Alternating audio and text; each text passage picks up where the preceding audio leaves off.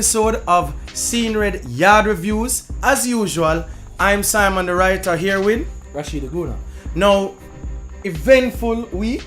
Yeah. Leading into what I'm going to consider eventful month. Yeah. Whole heap of things popping up. A month of starts, new beginnings. Yeah, things actually starting. Yeah. Like actually, so you know what? Take off the first one with the JFF elections. Cool. Congratulations in order first. Yeah. Good job, Mr. Ricketts. Good job, Mr. Ricketts. Unfortunately, Mr. Stevenson did not win the bid, and he is not the head of JFF. Mr. Ricketts is. And now, how do you feel about the future of Jamaican football? You cannot put me on the spot. Fully. How do you feel about the future of our football, Rachid Duguna? Alright, it kind of bothers me that Mr. Ricketts won without putting out a manifesto. He said that he did not need to do it because those that were voting for him knew his plans already. But what about the public? He said that the public does not need to know what he's doing in order to get in the post because the public aren't voting. Oh boy. But that says to me that it's the same transparency issues that existed in the JFF before. I get what you're saying, and I think what we have to look on still, Rashid, is the problem with the football is not just the footballing. It's actually an overall issue with how the country runs. And no manifesto still feel like a politician that's just like, yeah man, I'm here on this gear. Yeah. And then putting out a manifesto also look like the politicians like, I'm going to do this, I'm going to do that, and we don't hear from them until pothole need for fix. Yeah, right. So what I'm going to say straight up, you asked me in previous episodes who I want to win. And I say it don't really matter because you can give me a manifesto and don't follow it. You can don't give me a manifesto and still mash up things. Yeah. So here what, Mr. Ricketts, real and truly, Yaad Reviews is asking you to improve the football. Show us step by step. And whatever you do, let the public see what is happening. We don't need to know your secrets. Not even secrets, but we don't even need to know the steps you really plan to take. But when the end product is there, show us. Now, Ricketts, something about the Ricketts campaign that bothered me was there was talks that we don't want outsiders in the JFF. Right. We created the problems, we want to fix it. If you are the problems for so long and you can't fix it, I don't really have confidence in you somehow waking up one day and having all the answers. But I'm gonna give him a chance. He's a nice man. I know him personally. He reaches out to the media, he speaks to the media, so hopefully the transparency issues I talk about that might change. Let's just hope. But let's just him run for the 2 terms, for the 2 years, because it's not really like him going for 4 years now. Him really just finishing out Captain Burrell's term that when Captain passed. Okay. But what I'm waiting to see is how Horace Reed plays into this, because Horace Reed took a post as director of Caribbean football with CONCACAF earlier this year. Oh. And maybe when 2019 goes around, you might see Horace Reed coming back. So I don't know if Mr. Ricketts was just temporary.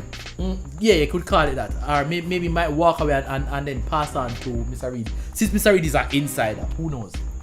Well, let's put it this way. We can't jump to 2019 yet because we're still stuck in 2017.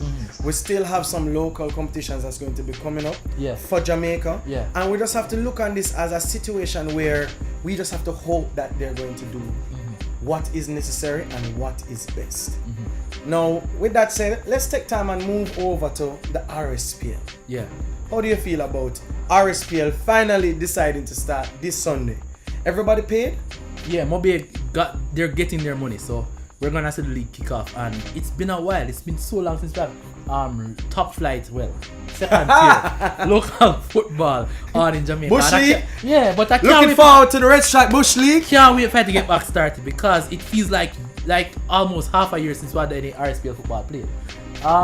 What do you make of the season coming up? Who are your standout teams so far? Who you think might make a charge this season? Well, here's something that we have to look into, and it's something we actually discussed a lot last year, where we have to factor in who have potential and then the overall format of the league. You understand? And so I can look on a team like maybe Humber Lions or Montego Bay or Portmore as top performing teams, even Huey. You understand? But then I have to look on the fighters. Yeah. You understand? And that is why I think Arnett Gardens won last year. Right. We even had one of our episodes where we said where Arnett was like 6th, and they were fighting for 6. Like there was a chance. In fact, there was a chance they could drop all the way down. Yeah. And we said, what if they come and win? Because I'm hungry for it. And you can't rule out a team like Tivoli Gardens. You cannot. They did really well last season. Exactly. So My team to watch will have to be the defending champions. Arnett Gardens is who I'm looking at, mostly because the players just always seem hungry.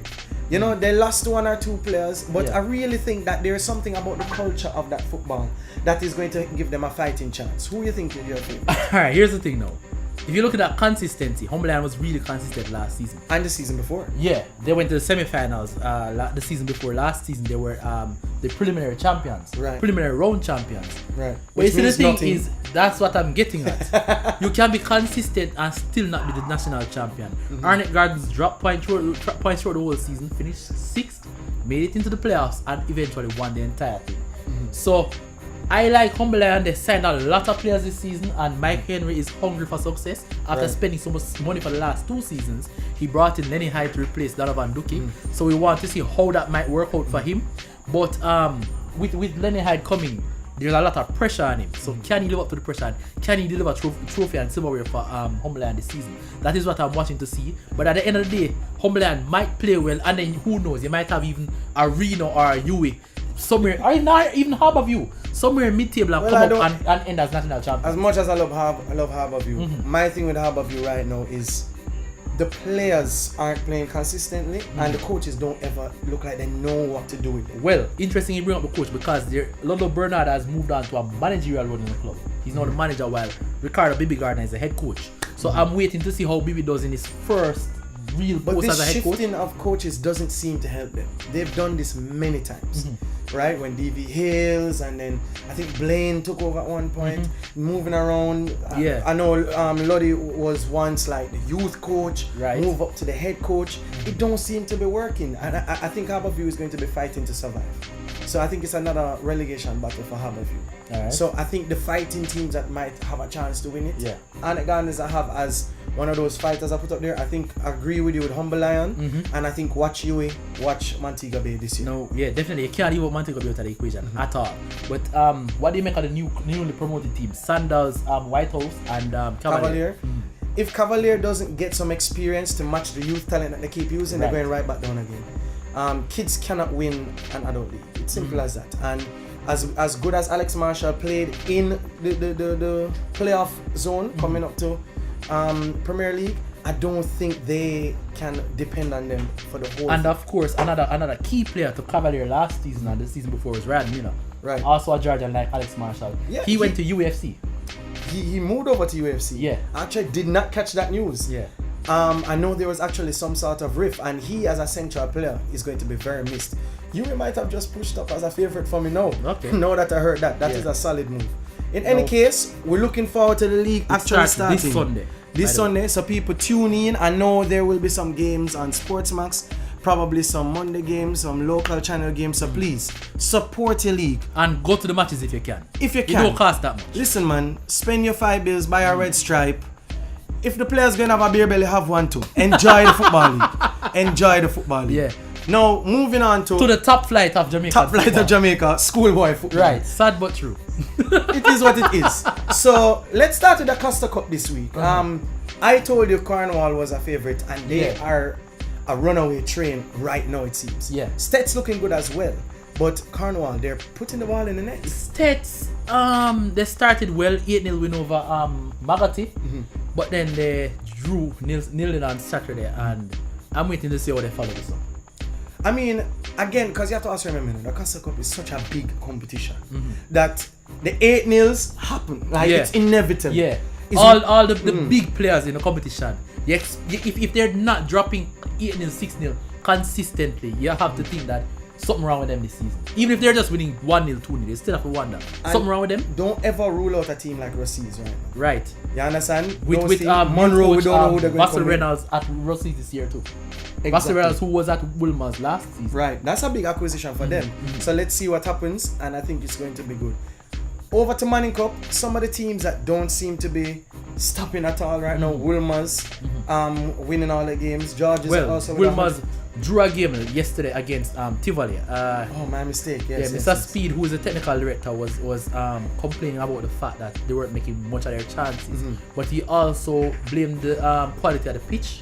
Right. I was at the game against Kingston on Friday. Right. And they won 5-0, but given the chances that they had, it could have been ugly. It could have been 12 million easily. But Mr. Speed was saying that he's rotating his team as a big team, a lot of talent, and he doesn't want anybody left out. So he's constantly rotating the squad and trying to find that right balance of players. But considering that it was his bench and then he introduced the regular players somewhere around the 60th minute of the match, it was a creditable result. But I saw this guy for Kingston High, 13 years old. His name is Philando Wing. The man star up the thing at 13-year-old. Interesting. His name is Philando Wing. Look out for him, man. Let's see what school he ends up at. Interesting you point that out because that's where I was going to with it.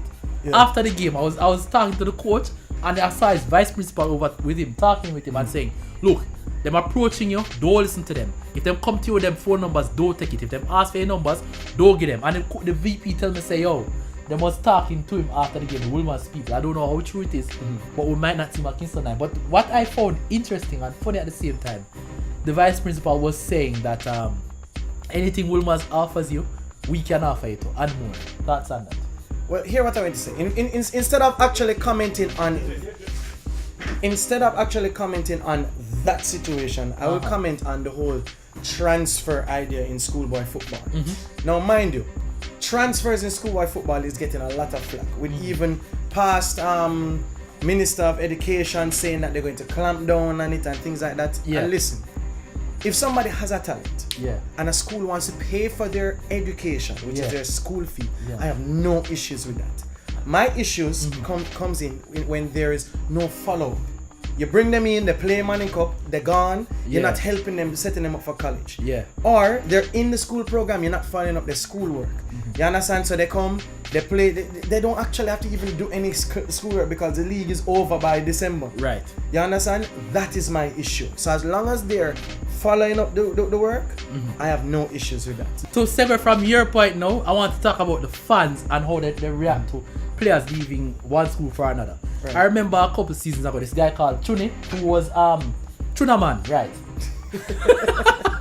Who was the captain of Holy Trinity, went to JC and I heard people cussing him, saying leave him team behind and him sell out him team. But yo, the man move on to better education. You think that anyway? Well, we'd hope that. Yeah, you can't cuss some man say yo, Holy Trinity do have a 6th form. The man got JC 6th form. The man want better himself. That's what I think anyway. If a man have a chance for get a better education, have better opportunities for himself, why you cussing the man? It's not a professional thing, you know. It's not club football. It's school. The man them there. Football comes secondary. You go school for education first. That is what my main gripe is schoolboy football. But and then that's the thing now. But you also have to look at the fact that some of the people are complaining things that they don't care about the schoolwork. So again, so that middle ground between the gripes you have, the gripe they have. But the priorities are wrong if that's the case, because you can be on the football, you can be a world class player in the making, and one tackle in your career. Then what? Well, and that is why I say if there is a follow, because here at the end of the day, you know, yes, you can be a world-class player, one tackle in your career. But then at the same time, you can be a star footballer now. Yeah. Stop playing football. You're not coming back next year to try and start up again. The time is now. So what they need to do is to ensure that there is a follow-up. So I can only strike a balance. So for example, like I've seen Woolmers and Georges like constantly sending kids to college. Omar Holness being a great example. Yeah. Then you have Devon Williams, O'Neal Fisher. Right. So there is that follow-up where as they leave in Manning Cup, the school is actually pushing them into colleges. If that is the case with other schools, fine. I'm not tracking. But you would expect that with JC, because JC is a school that produces people that go on to become important people in society. True. Well, let's hope that that's what they do. In any case, schoolboy football is back. Tell us your thoughts about these issues, the transfers, JFF, all of these. Michael Ricketts being the new president, Craig Butler actually endorsing Michael Ricketts. Will we see Leon Bailey in the national team? Yeah. Answer all of these in the comments. But don't forget to subscribe, click like, all of that. And share to your friends. Yaad Reviews, signing out.